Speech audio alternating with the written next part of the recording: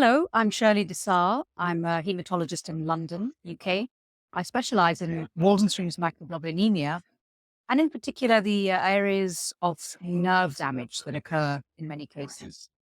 So today I talked about the management of anti-myelin neuropathy, which is the commonest form of inflammatory neuropathy that affects patients with IgM paraproteins.